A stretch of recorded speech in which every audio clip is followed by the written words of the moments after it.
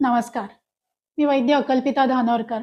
आपलं विश्वज आयुर्वेद प्रणीत चॅनल आयुस्वास्थ्य मध्ये स्वागत करते. आज आपण बघणार आहोत दही, ताक कोणी घ्यावं, कसं घ्यावं आणि केव्हा घ्यावं. सगळ्यात पहिले बघूयात दही.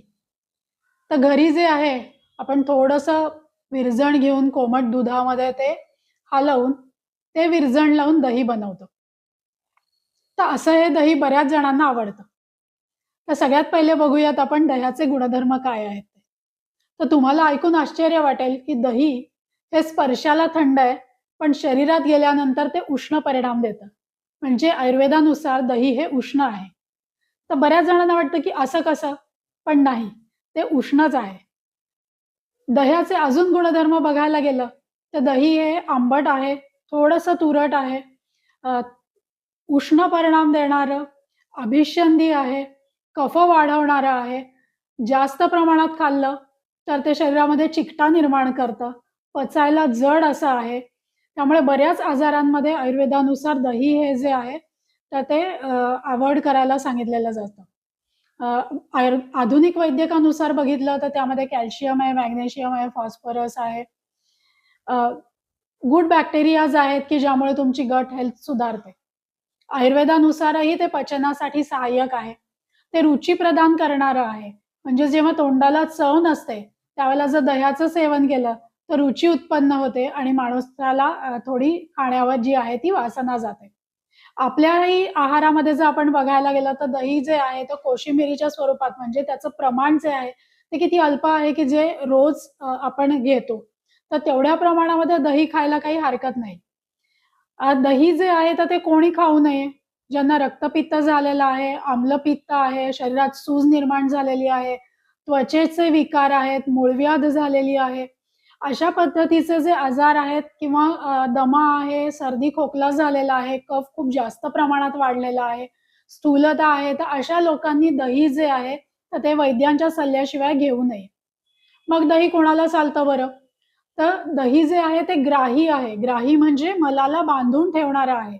त्यामुळे ज्यांना जुलाब झालेले आहेत, अतिसार, ग्रहणीसारखे आजार आहेत, तर ज्यामध्ये मलप्रवृत्ती जी आहे ती द्रव होत असते, तर त्यावेळेला दही किंवा दही-भात खाल्ला तर ते मलाला बांधून मलप्रवृत्ती होते आणि ते जे आहे तर ते पचनाला सहाय्यक आहे.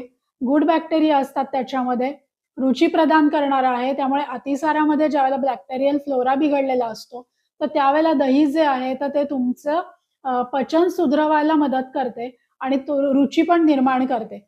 त्यामुळे फक्त या व्याधींमध्येच आयुर्वेदानुसार दही घ्यायला सांगितलेलं आहे. सर्दीमध्ये आपण दही घेत नाही. पण एका वेगळ्या पद्धतीने तुम्हाला सर्दीमध्ये दही घेता येतं.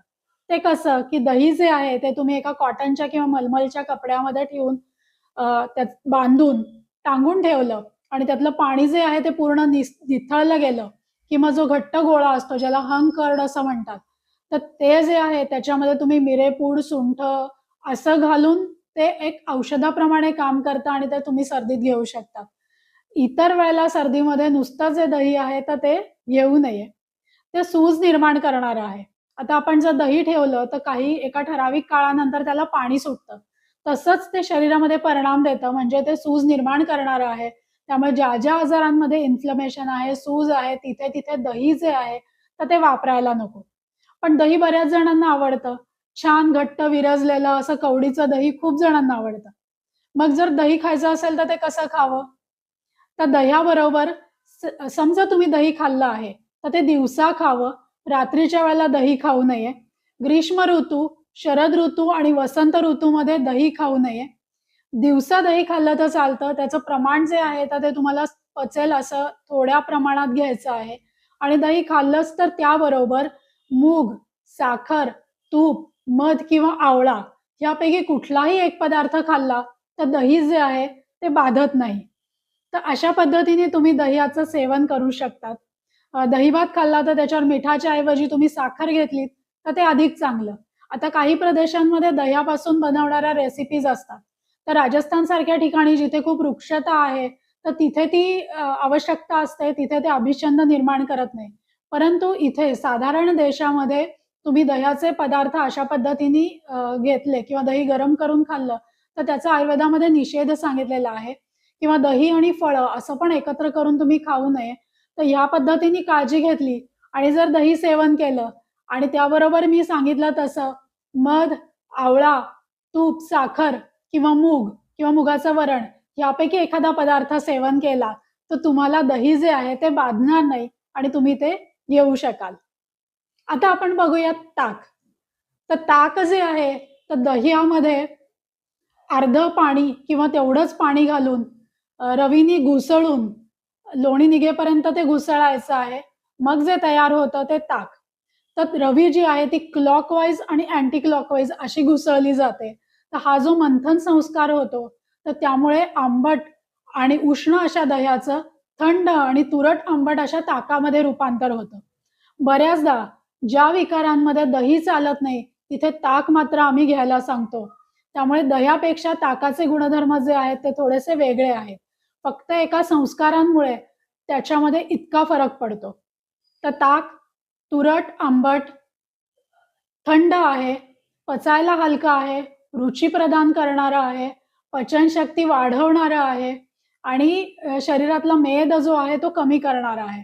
म्हणजे दही सेवन केलं तर मेद वाढतो, पण हे जर ताक सेवन केलं तर मेद संचिती म्हणजे जर कोलेस्ट्रॉल डिपॉझिशन झालेलं असेल, तर ते कमी व्हायला मदत मिळते. अर्थात त्यासाठी लोणी काढून टाकलेलं ताक जे आहे ते घ्यायला पाहिजे. लोणी काढून टाकलेलं जे ताक आहे, तर ते गुणांनी रुक्ष असतं. म्हणजे दही स्निग्ध आहे, पण लोणी काढून घेतलं तर ताक जे आहे ते शरीरात रुक्ष परिणाम देतं. म्हणजे जर शरीरात सूज निर्माण झालेली असेल, मूळव्याध असेल, तर त्यावेळेला तुम्ही ताक घेऊ शकतात. अतिसार झालाय, ग्रहणी झालेली आहे. ग्रहणी आणि मूळव्याध ह्याच्यामध्ये तर ताक हे जवळ-जवळ निम्मी चिकित्सा इतकं महत्वाचं आहे. म्हणजे रोज ताक घेतल्यानंतर तुमचं पचन सुधारतं, रुची उत्पन्न होते, मलाचं अनुलोमन होतं आणि अन्न चांगल्या पद्धतीने पचतं. त्यामुळे ताक जे आहे तर ते त्रिदोष शामक असल्या कारणाने सगळे लोकं जे आहेत तर ते रोज ताक घेऊ शकतात. फक्त ते ताजं ताक घ्यायला पाहिजे, व्यवस्थित घुसळून घ्यायला पाहिजे. नुसतं दह्यामध्ये पाणी घातलं, चमचा फिरवला तर ते ताक होत नाही. त्यामुळे व्यवस्थित घुसळून घेतलेलं ताक जे आहे ते छान थंड असतं आणि पचनास मदत करणारं, रुची देणारं असं आहे. ते बुद्धी वाढवणारं पण आहे. त्यामुळे रोज ताक घ्यायला काही हरकत नाही.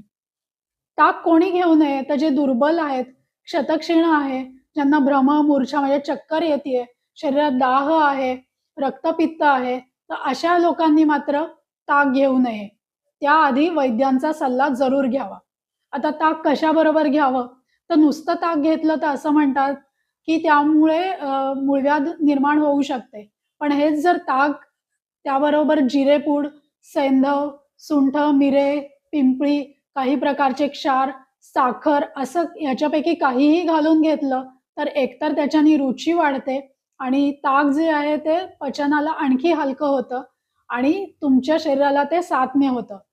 जर तुम्हाला ह्यापैकी काही जमत नसेल, तर निदान जिरेपूड आणि सैंधव घालून जर तुम्ही ताक घेतलं, तर ते अतिशय उत्तम आहे. ते जेवताना किंवा जेवणाच्या शेवटी एक वाटीभर ताक तुम्ही रोज घेऊ शकतात. त्यामध्येही नैसर्गिकरित्या कॅल्शियम आहे. गुड बॅक्टेरियाज त्याच्यामध्ये आहेत. फक्त दही किंवा ताक जे आहे, तर ते दही घरी विरजलेलं हवं. कारण आपण जे विकत आणतो, ते बहुधा कारखान्यात तयार केलेलं असतं. तर ते दही न होता त्याला योगर्ट असं म्हणतात. तर त्यामध्ये लॅक्टोबॅसिलस किंवा स्ट्रेप्टोकोकस यांचं कल्चर वापरलं जातं आणि आपण घरी जे दही वापरतो विरजण म्हणून आणि मग लावतो, तर त्याच्यामध्ये जे आहे तर ते वेगवेगळ्या प्रकारचे लॅक्टोबॅसिलस ॲसिड असतं आणि त्याच्यामध्ये बऱ्याच व्हेरिएशन असतं. त्यामुळे ते पचायला त्या मानाने हलकं असतं आणि शरीराला गुड बॅक्टेरिया त्याच्यातनं मिळतात. त्यामुळे घरी विरजलेलं जे आहे तर ते दही चांगलं असतं आणि त्याचं ताक जर तुम्ही केलं व्यवस्थित घुसळून, तर ते जास्त चांगलं ठरतं. ज्यांचं कोलेस्ट्रॉल वाढलेलं आहे किंवा ज्यांना मेदसंचिती आहे, स्थूलता आहे, ती लोकं रोज ताक, सैंधव आणि जिरं घालून घेऊ शकतात. फक्त लोणी जे आहे तर त्यावरचं काढून टाकायचं आहे. अशा पद्धतीने तुम्ही दही आणि ताकाचं सेवन करू शकतात आणि तुमचं आरोग्य जे आहे तर ते चांगलं ठेवू शकतात. माझे व्हिडिओ जर तुम्हाला आवडत असतील तर लाईक, शेअर, सबस्क्राईब जरूर करा. नमस्कार.